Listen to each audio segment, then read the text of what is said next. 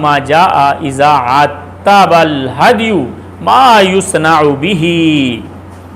और इस मसले में इमाम साहब जामे तिरमिज़ी की 910 नंबर रिवायत, मसला है कि हदी का जानवर जब रास्ते में मरने लगे तो क्या किया जाए।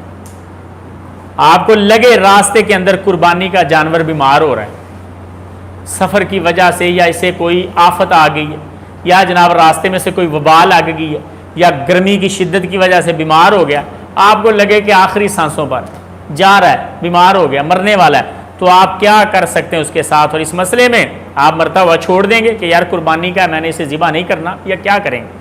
और इस मसले में इमाम साहब जामे तिरमिज़ी की 910 नंबर रिवायत लेके आए। नाजिया अल खुज़ाई कहते हैं, जो नबी अलैहिस्सलातु वस्सलाम की कुर्बानियों के निगरान थे, कुर्बानियों की देखभाल कर रहे थे, वो कहते हैं कि कुल तो मैंने कहा या रसूल अल्लाह, अल्लाह के नबी, कैफ़ अस्नाउ बिमा आतिबा मिनल बुदनी, अल्लाह के नबी आप हमें बताएं कि जो कुर्बानी बीमार हो जाए और मरने के करीब हो, हम उसके साथ क्या करें। मरता हुआ छोड़ दें या उसको ज़िबा कर लें वक़्त से पहले, क्या किया जाए। नबी अलैहिस्सलातु वस्सलाम ने फरमाया इनहरहा सुम्मगमिस नअलहा फी दमिहा, फरमाया उसको ज़िबा कर ले और उसके बाद उसके खुर को उसके खून में लथपथ कर दे। सुम्मगमिस नअलहा फी दमिहा सुम्मा खल्ली बैनन नासी व बैनहा फयाकुलून, और इसे छोड़ दे, लोग इसे खा लें। नबी अलैहिस्सलातु वस्सलाम ने फरमाया कि इसको ज़िबा कर ले जो कुर्बानी रास्ते में मरने लगे और तुझे लगे कि कुर्बानी ज़ाया हो जाएगी।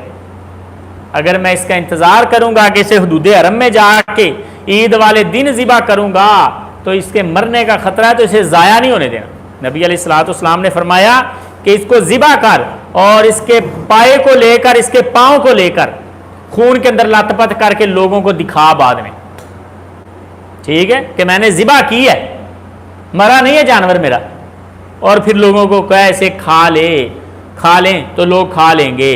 और इस मसले में ज़ुहैब भी बयान करते हैं, अबू कबीसा अल खुज़ाई, और ये रिवायत हसन सही है। इसी पर अहले इल्म का अमल है। वो कहते हैं कि नफली कुर्बानी जो है, इज़ा आतिबा ला याकुलु हुआ, जब वो रास्ते में बीमार हो जाए तो ये ना खाए इसको, और ना इसके करीबियों में से कोई खाए, मालिक ना खाए ना करीबियों में से भी खाए कोई। फयुखल्ला बैनहु व बैनन नास याकुलूनहु, और इसे लोगों के दरमियान छोड़ दे कि लोग इसे खाते पीते रहें। फक़द अजज़ा अन्हु, लेकिन इसकी कुर्बानी हो जाएगी। और ये कौल है इमाम शाफी अहमद इसहाक़ का। इमाम शाफी अहमद और इसहाक़ का कौल ये है कि खुद ना खाए ना अपने करीबियों को खिलाए, क्योंकि इसमें हीला आ जाता है कि कहीं ऐसे तो नहीं कि यार इसने रास्ते में ज़रूरत महसूस हुई है इसलिए कुर्बानी कर ली है कि मैं और मेरे रिश्तेदार दोस्त खा लें।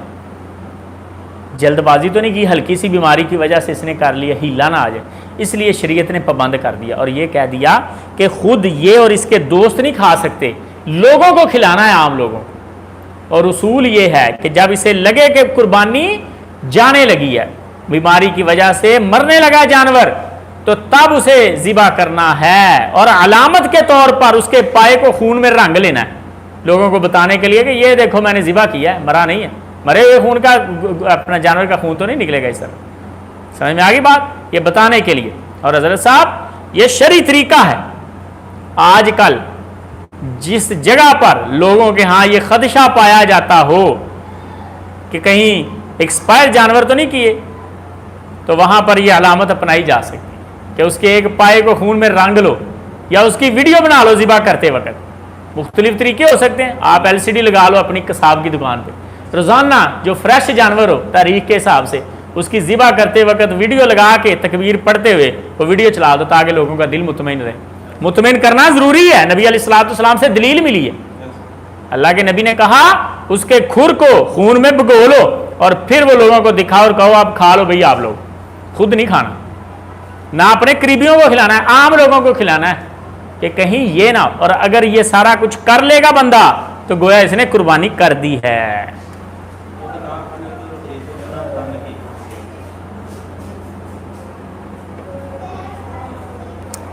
بتایا ہے آپ کو کہ خود نہ کھانا اور قریبیوں کو نہ کھلانا، اس میں حکمت یہ ہے کہ کہیں کوئی ہیلا نہ کر رہا ہو، کہ کم بیماری کے وقت ہی کر لے کہ یار ہمیں ہمارا سفر اچھا گزر جائے گا، ثواب تو ادھر جا کے بھی لینا ہے، ثواب یہاں پہ مل رہا ہے اور ساتھ میں قربانی کا گوشت بھی مل رہا ہے وقت سے پہلے، وہاں تو گوشت وافر ہونا ہے، ضرورت تو اب ہے گوشت کی۔ مسئلے کی سمجھ آ گئی؟ اس لیے پابند کیا گیا تاکہ کوئی بندہ اس کی لچک لے کے اپنا کام نہ سیدھا کرنے لگ جائے۔ باب ما جاء فی رکوب البدن، اب بڑا اہم مسئلہ آگے امام صاحب نے بیان کیا کہ کیا ان سواریوں کے اوپر یا ان قربانیوں کے جانوروں کے اوپر سوار ہو سکتے ہیں کہ نہیں ہو سکتے، یا ان کا احترام ہے، اور احترام کی وجہ سے سوار نہیں ہونا کہ یار اللہ کے نام پہ لے کے جا رہے ہیں، قربانی کے جانور ہیں، ان کے اوپر سوار ہو کے کہیں ان کی بے حرمتی تو نہیں ہو رہی۔ اور حضرت صاحب بے حرمتی کے اصول ہمارے نہیں چلنے، جو ہم نے بنا لیے، یہ یاد رکھیں، میں ہمیشہ یہ بات کہتا ہوں، ہم نے کچھ اپنی طرف سے اصول گھڑ لیے ہیں کہ جی اس میں گستاخی ہو رہی ہے، جی مسجد میں آپ سوئیں نا، مسجد کی گستاخی ہے۔ اللہ کے نبی کے دور میں صحابہ سوتے رہے، انہوں نے گستاخی تصور نہیں کی۔ مسجد میں بچوں کو نہ لے کے آئیں، جی گستاخی ہے، بچے شور کرتے ہیں، اللہ کے نبی کے دور میں ہوتے رہے۔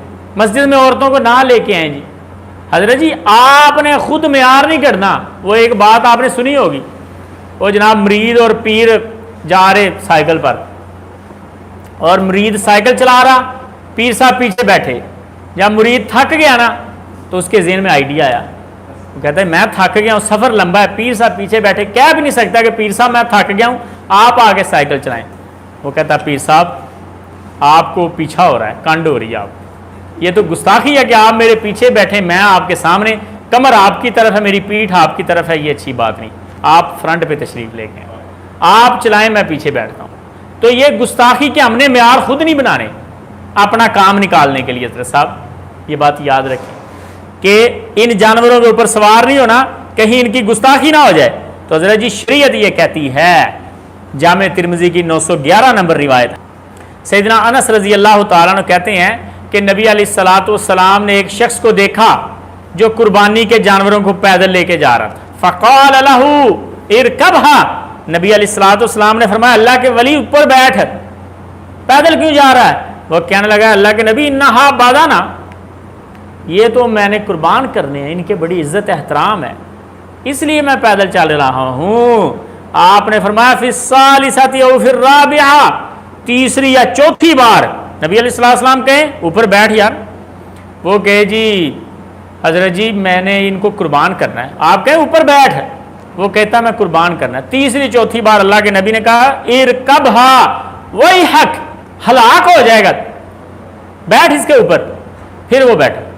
تو حضرت جی قربان کرنے ہیں تو ان کا عزت احترام ہے، لیکن اوپر بیٹھنے سے عزت احترام کم نہیں ہو جاتا۔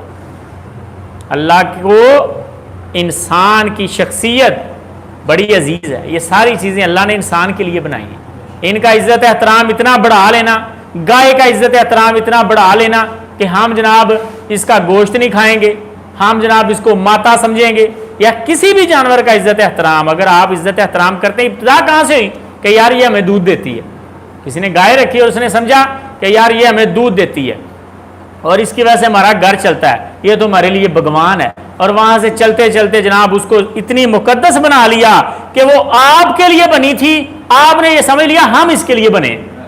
تو اتنا ان چیزوں کے احترام کو بڑھا دینا یہ مناسب نہیں ہے۔ نبی علیہ الصلوۃ والسلام نے فرمایا اس کے اوپر بیٹھ، قربانی کا تو پھر کیا ہوا؟ اور اس مسئلے میں حضرت علی کی روایت، ابو ہریرہ کی روایت، حضرت جابر کی روایت، امام ترمذی کہتے ہیں کہ حضرت انس کی حدیث حسن صحیح حدیث ہے، وَقَدْ رَخَّصَ قَوْمٌ مِّنْ أَهْلِ الْعِلْمِ مِنْ أَصْحَابِ النَّبِي صلی اللہ علیہ وسلم، نبی علیہ الصلوۃ والسلام کے اصحاب میں سے اکثر لوگ اس کی رخصت دیتے تھے کہ سواریوں کے اوپر سوار ہوا جا سکتا ہے، اور یہی قول ہے امام شافعی کا، امام اسحاق کا اور امام احمد کا۔